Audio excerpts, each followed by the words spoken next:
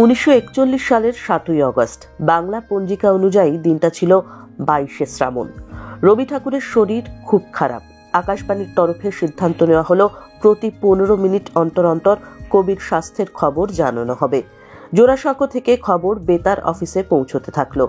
সম্প্রচার করেছিলেন বীরেন্দ্র কৃষ্ণ ভদ্র। এলো চরম সংবাদ।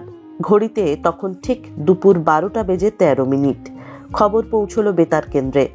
চলে গিয়েছেন কবি। ঠিক হলো কবির অন্তিম যাত্রার ধারা বিবরণী শোনানো হবে। পরিকল্পনার নেপথ্যে ছিলেন বীরেন্দ্র কৃষ্ণ ভদ্র। টেলিফোনে একদিকে খবর নিচ্ছেন আর অন্যদিকে যাত্রার বিবরণ শোনাচ্ছেন। কথাগুলো ছিল, ঠাকুর বাড়িতে বেশিক্ষণ শবদেহ রাখার রীতি নেই। বিশেষত মধ্যাহ্নে যিনি প্রয়াণ করেছেন, বিকেলের মধ্যে তাঁর শেষকৃত্য সম্পন্ন করতেই হবে। সংবাদ সংগ্রহ করতে করতে আমরাও নিমতলা শ্মশানে এসে হাজির।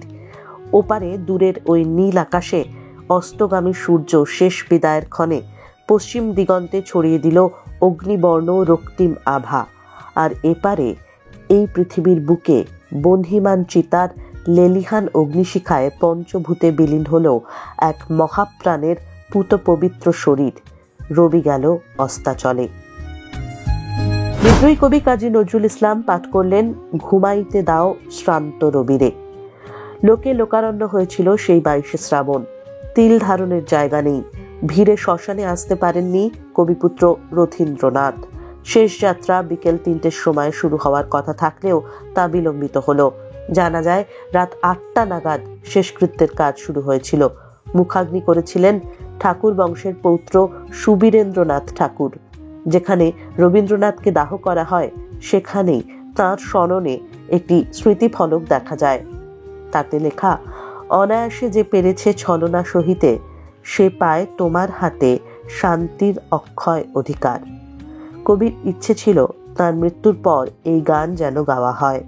তাঁর ইচ্ছেকে শ্রদ্ধা জানিয়ে নিমতলা মহাশ্মশানে তাঁর স্মৃতিফলকে চরণগুলি ঠাঁই পেয়েছে। ফলো করুন দৃষ্টিভঙ্গির ফেসবুক, টুইটার, ইনস্টাগ্রাম, সাবস্ক্রাইব করে দিন ইউটিউব চ্যানেলটি।